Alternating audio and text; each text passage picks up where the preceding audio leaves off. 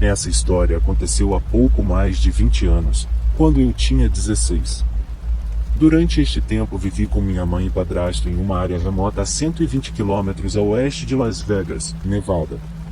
Eu tinha saído para passear com meus amigos, sendo autorizado a dirigir pela primeira vez. Eu me diverti assistindo um filme e comendo até que era hora de eu ir para casa.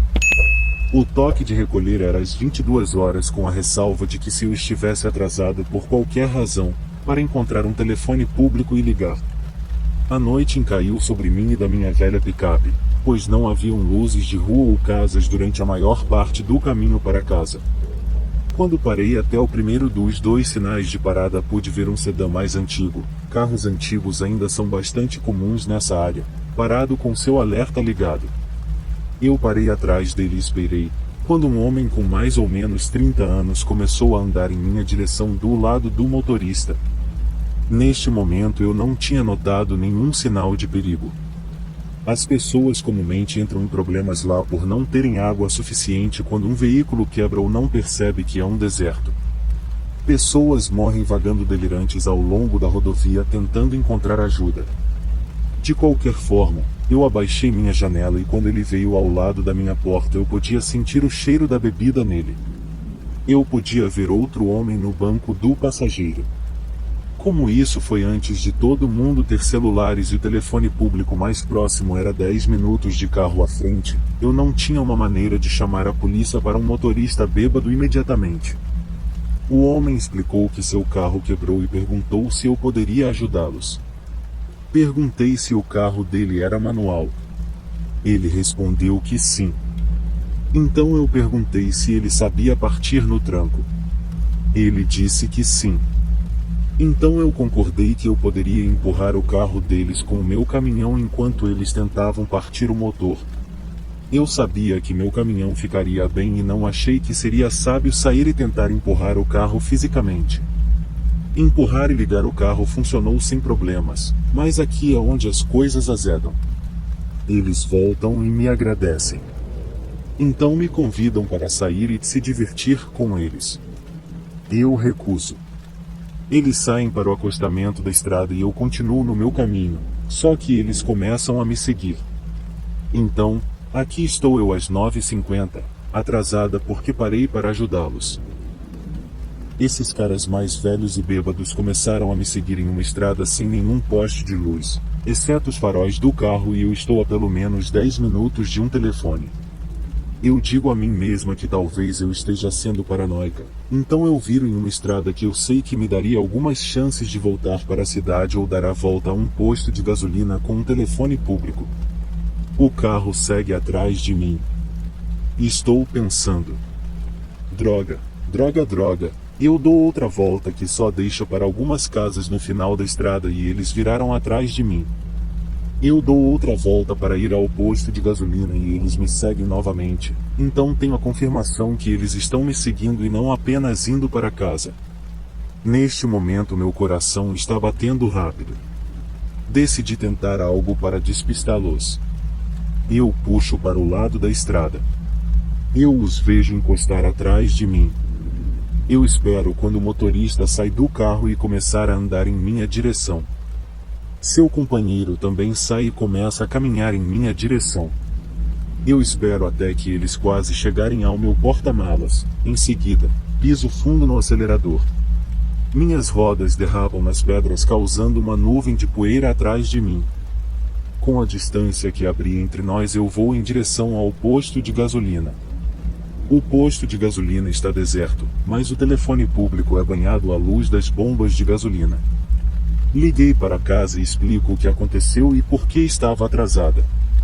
Meu padrasto perguntou se o funcionário do posto de gasolina estava lá e eu avisei que não podia vê-lo atrás do balcão, ele provavelmente estava lá atrás. Eles não estavam bravos com meu atraso, mas me pediram para ir para casa. Felizmente cheguei em segurança, mas nunca esqueci o que aconteceu.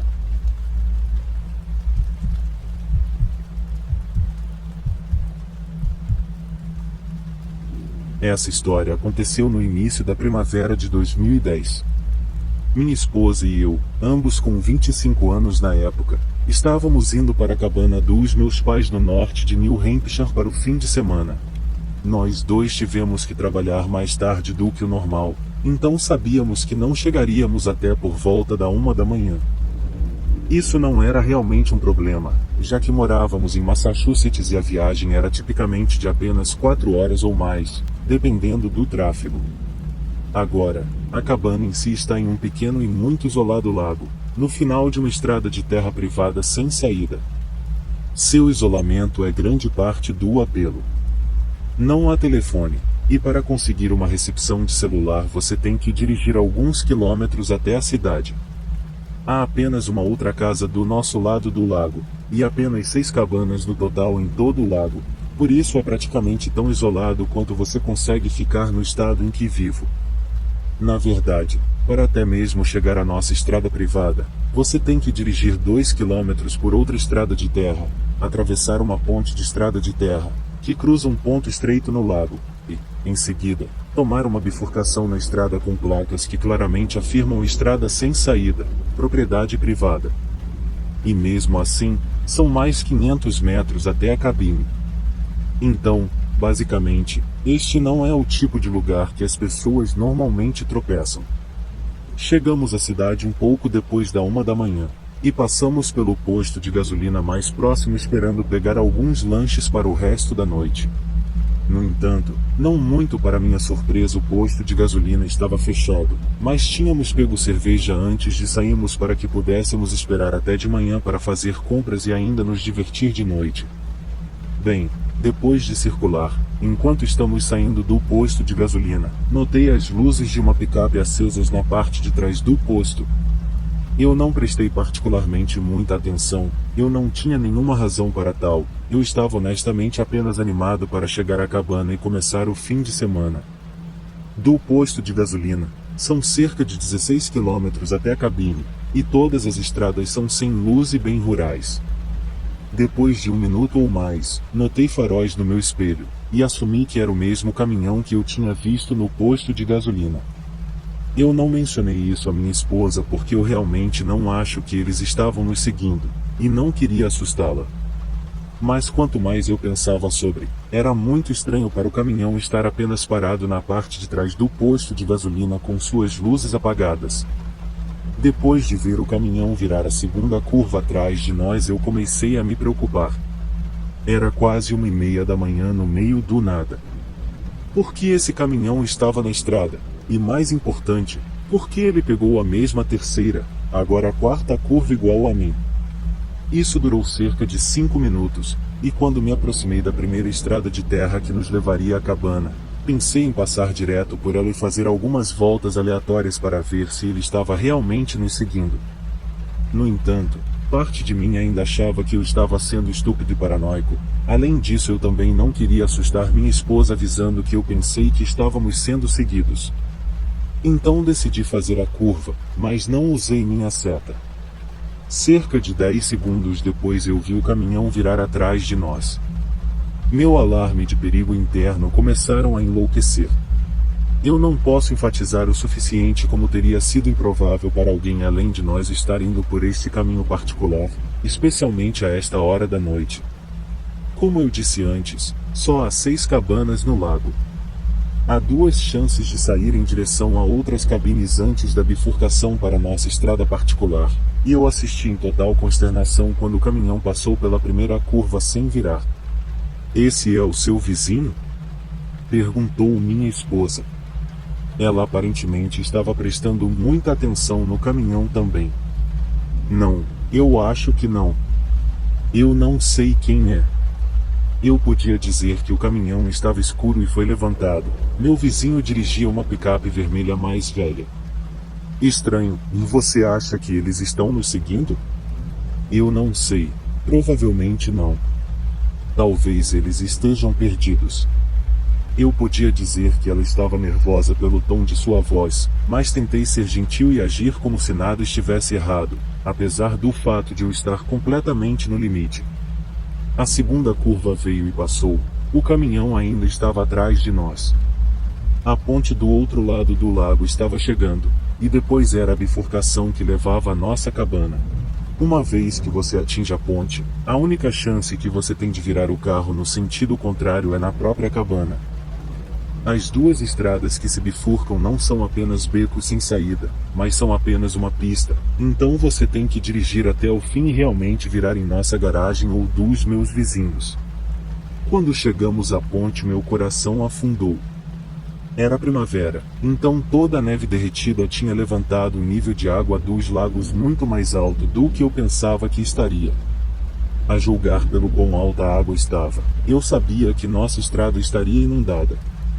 Não apenas alguns centímetros também, às vezes, depois de grandes tempestades isso acontecia, e nós teríamos que estacionar na bifurcação, e então caminhar através da água para a cabine e às vezes voltar para o carro com uma canoa. Acho que é uma boa hora para mencionar que eu estava dirigindo um Golf GTI 2000. Quando cheguei à bifurcação, meu pior medo tinha se realizado. Em meus 25 anos de vir para esta cabana, eu nunca tinha visto a estrada tão inundada assim. Parecia literalmente que a estrada acabou e o lago começou. Parecia mais uma rampa de barco do que uma estrada. A altura do chão no meu carro era de cerca de 15 centímetros, e eu já tinha estragado anteriormente meu carro passando por esse mesmo caminho. Com os faróis do caminhão vindo atrás de nós, fui forçado a tomar uma decisão.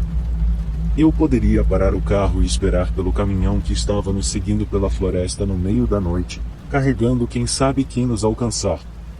Ou eu poderia arriscar dirigir meu carro, completamente desequipado para cenários off-road para uma estrada de terra alagada no meio da noite.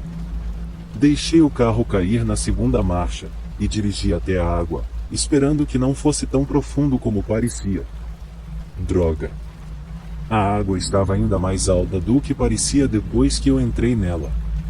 No início, ela veio até pouco abaixo dos faróis, e então quando a estrada desceu, ela veio sobre os faróis, o que matou 90% da minha visibilidade.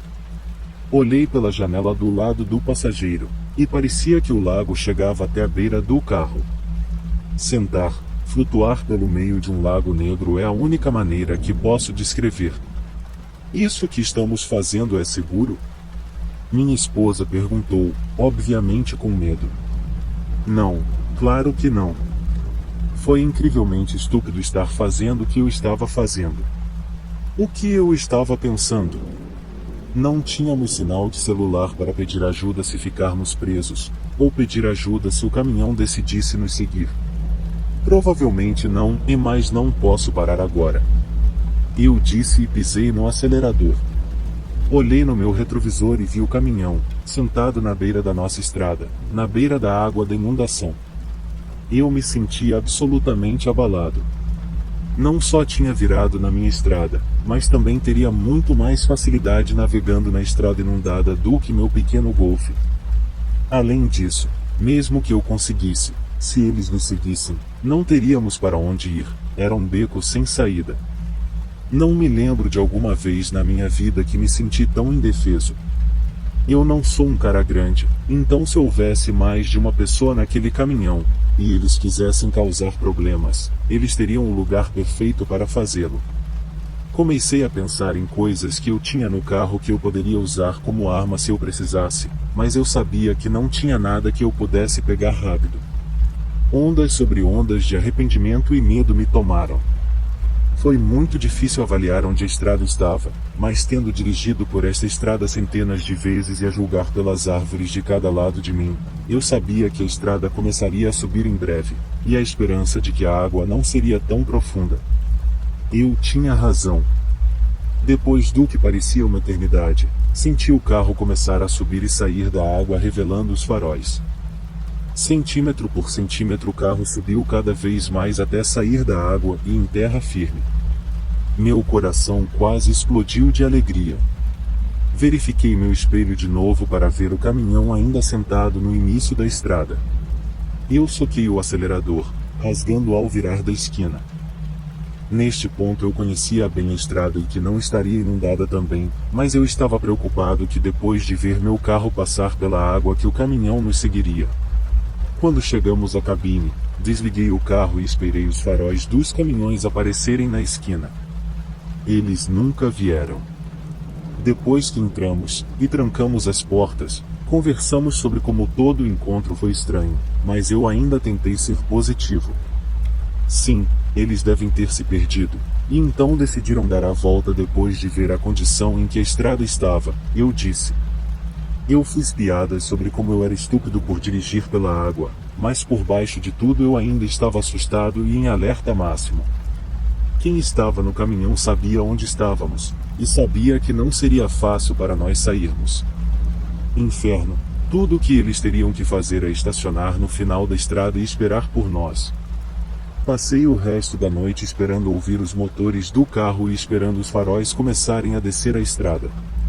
Depois de algumas cervejas e um filme nós eventualmente dormimos, mas mesmo assim não foi um sono tranquilo. Eu fiquei só acordado na cama ouvindo e esperando por sons, com um machado perto da porta e minha faca, que estava embalado na minha mochila, na mesa de cabeceira. Foi uma droga.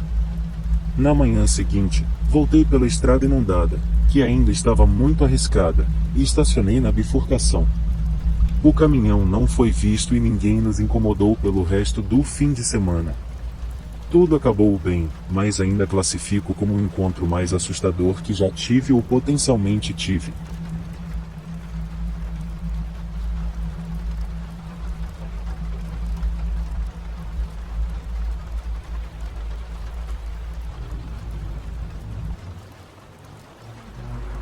Isso aconteceu há alguns anos, quando eu trabalhava como garçom na faculdade.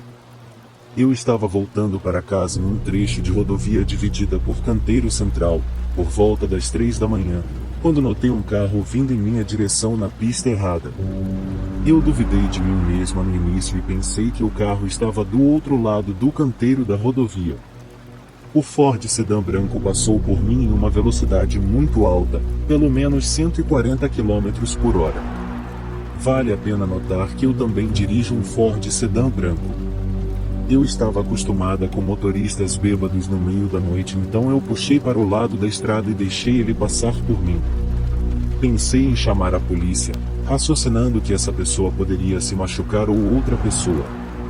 O despachante respondeu e depois de dizer-lhes em qual estrada e ponto de saída e quilômetros eu estava, me disse que enviariam um carro. A delegacia estadual estava a apenas algumas saídas de distância, então eu pensei que eles enviariam alguém e eu iria para casa. Quando voltei para a rodovia, notei algumas luzes alguns quilômetros atrás de mim. Moro em uma parte mais rural do sudeste da Pensilvânia e o trânsito às 3 da manhã tende a ser de caminhoneiros e policiais. O carro estava fechando a distância entre nós quando eu estava acelerando e voltando para a pista, então eu fiquei na faixa da direita e esperei para ser passado. Em vez disso, eles deram sinal de luz alta tornando desconfortável dirigir e ficou colado na minha traseira.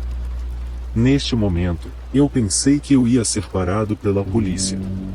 Eu dirigia um Ford sedã branco e tinha acabado de notificar sobre um Ford sedã branco diferente, então eu peguei meu registro do meu porta-luvas. De repente, o carro atrás de mim audivelmente pisou no freio e parou no meio da rodovia. Eles devem ter desligado o carro porque as luzes se apagaram e eu vi o que parecia ser o mesmo Ford sedã de antes. Ainda assim, eu pensei que este pode ter sido um carro da polícia, já que eles tinham um rack de teto, e poderia ter parecido que eu tinha alcançado uma arma no meu porta-luvas ou alguma coisa. Entrei em pânico e liguei para a polícia pela segunda vez e perguntei ao despachante se tinham enviado algum carro para investigar. O despachante estava um pouco grosso comigo e me garantiu que mandaram alguém. Enviamos um policial para encontrar o carro, senhor. Eu respondi. Eu só pergunto porque alguém está me seguindo e agindo estranho. Pode ser um policial e acho que os assustei ao pegar meu registro. Despachante. Você está parado? Eu. Não, eles não acenderam o giroflex. Deixe-me tentar falar com o policial que enviamos. Enquanto ela falava, o carro novamente acelerou em minha direção e parou a centímetros do meu para-choques. Mais uma vez, seus faróis altos estavam ligados e novamente eles pisaram no freio. Eu disse ao despachante. Tenho certeza que não é a polícia atrás de mim.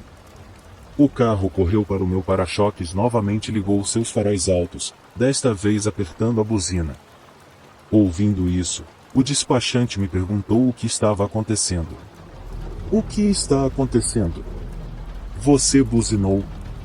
Eu respondi, esse é o carro atrás de mim. Eu não acho que é um policial. Despachante, vou tentar contatar o policial de novo, mas não acho que seja ele atrás de você.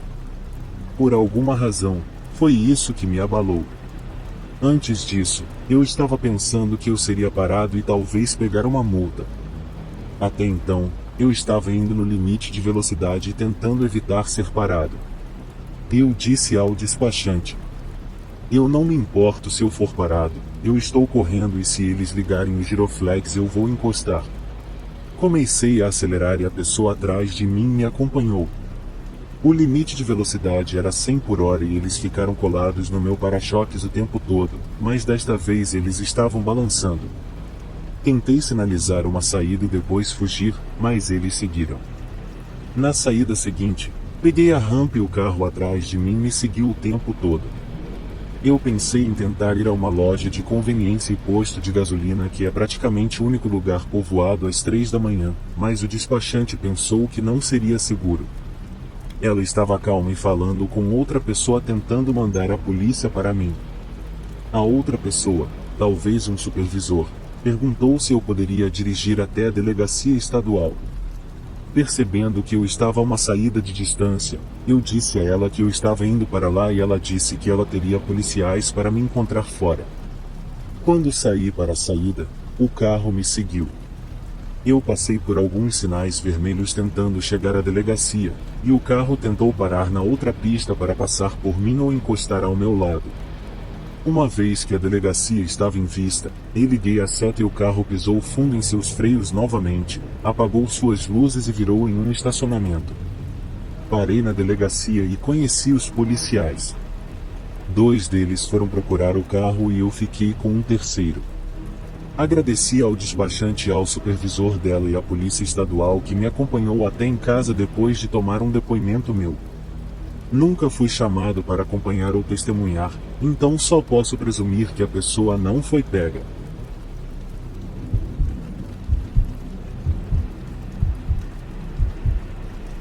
Isso aconteceu há 24 anos, em julho de 1996. Eu tinha terminado meu período de serviço para o exército. Eu estava designado para Fort Hood, Texas e decidi à meia-noite que iria viajar de volta para Wisconsin. O dia todo eu estava tão ansioso para ir que eu tive problemas para dormir. Finalmente, às 23 horas e 45 minutos, saí da cama e fui falar com o sargento para liberar minha saída. Claro que sabendo que as pessoas queriam sair à meia-noite, ele decidiu fazer as rondas. Você não pode sair até conseguir sua autorização final com o sargento e entregar a chave do seu quarto. Então eu esperei e finalmente às 2 horas e 45 minutos da manhã ele voltou. Eu entreguei minha chave e consegui minha autorização e às 3h30 eu estava no meu caminho. No começo eu estava tão cheio de adrenalina que senti que podia dirigir por dias. Infelizmente essa adrenalina não durou muito e quando eu estava passando por Dallas eu estava balançando a cabeça de sono. Decidi ao passar por Denton que iria encostar na próxima parada de descanso e tirar uma soneca rápida até o sol nascer. Eu mal conseguia manter meus olhos abertos quando eu parei. Parei e saí do carro para tomar um ar e jogar algo fora e dar uma olhada nos meus arredores. Havia apenas cerca de 3 outros carros e 2 caminhões lá. Era uma parada de piquenique e não uma parada de descanso, então sem banheiros. Joguei meu lixo fora e olhei para um pôster de algumas pessoas desaparecidas, mas eu não prestei atenção a ele. Voltei para o meu carro. Sem rádio, sem janelas automáticas, sem travas elétricas. Eu abaixei as janelas e liguei a caixa de som que tinha para algumas músicas e deitei para dormir um pouco. Eu só estava dormindo talvez 5 ou 10 minutos quando senti meu carro tremer um pouco. Abri o olho e olhei e não vi nada, então ignorei e voltei a dormir. Então ouvi o que parecia ser a maçaneta da minha porta sendo puxada e arranhando a porta do motorista. Me sentei rápido, mas não vi ninguém lá. Olhei por todas as janelas e não vi ninguém. Então, novamente eu dei de ombros enquanto eu estava cansado e descontraído e liguei o rádio. Sendo uma noite no Texas em julho estava quente, mas eu estava tão cansado que deitei. Alguns minutos depois eu ouvi a maçaneta da porta novamente e o carro realmente balançou. Sentei-me rapidamente e vi um homem parado no lado do passageiro olhando para dentro. Mesmo que estivesse quente e úmido, ele estava usando um moletom vermelho com o capuz para cima e eu não podia ver o rosto dele. Sendo jovem, burro e do exército. E eu gritei com ele. "O que você quer?" Ele só me encarou, então como um idiota que sou, saí do carro, só tenho 1,70 m, mas fiquei puto. Ele foi em direção às mesas de piquenique, como se nada tivesse acontecido. O tempo todo eu estou gritando com ele que se ele voltasse eu iria apagá-lo. Decidi que iria sair de lá. Voltei e fui seguir meu caminho. Mesmo que eu estivesse tão nervoso, apenas cerca de 10 quilômetros andando na estrada e eu estava super cansado novamente. Felizmente, mais 16 quilômetros abaixo da I-35, havia outra parada de piquenique.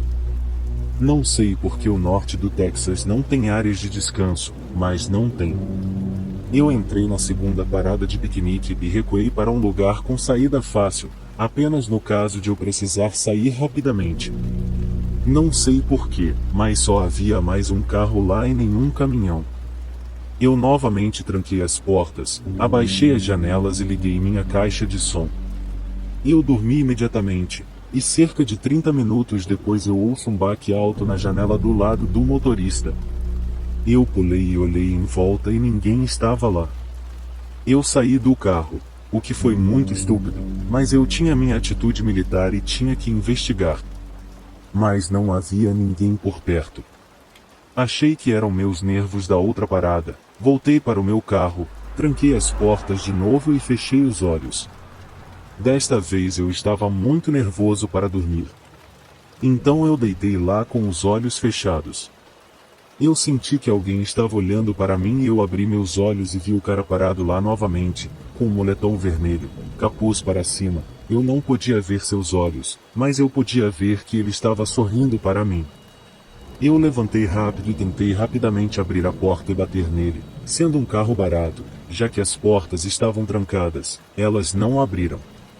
Ele andou para trás ainda me encarando. Quando saí, ele estava a cerca de 30 metros de distância, de frente para mim. Estava bastante escuro, mas quando olhei para ele, ele parecia muito magro, mas tinha cerca de 1,85 m. Mas eu ainda sentia que poderia dominá-lo com a minha experiência militar. Ele estava usando um moletom vermelho com capuz, jeans azul e tênis verde. Por alguma razão eu achei os sapatos estranhos. Eu podia ver algo brilhar de vez em quando enquanto ele estava lá olhando para mim. Acho que era um facão. Eu rapidamente peguei no meu banco de trás meu taco de beisebol e comecei a gritar com ele para vir para cima. Não sei por que eu disse isso. Ele começou a caminhar em minha direção e eu dei alguns passos em direção a ele. Não estava pensando claramente. Quando eu fiquei a cerca de 5 metros do meu carro, ele estava agora bem perto de mim. Uma van amarela parou bem rápido e estacionou ao lado do meu carro.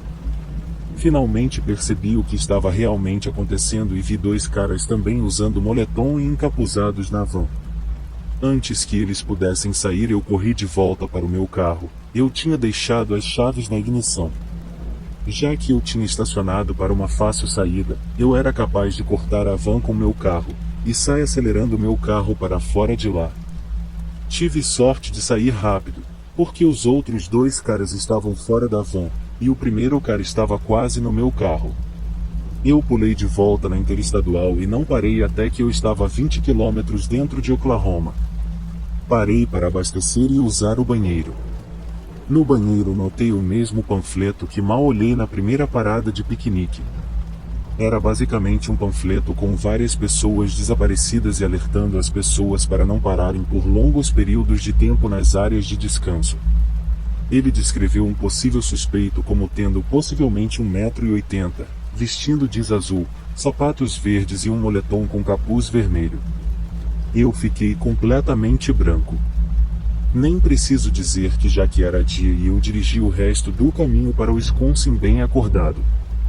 Não sei porquê, mas nunca reportei ao número de telefone do folheto ou contei a ninguém sobre isso. Mas agora moro no norte do Texas e passo nessas duas paradas de piquenique todos os dias a caminho do trabalho e penso nisso muitas vezes. Eu me pergunto se eles fizeram mais vítimas ou se foram presos. Tentei procurar, mas não encontrei histórias sobre isso na internet.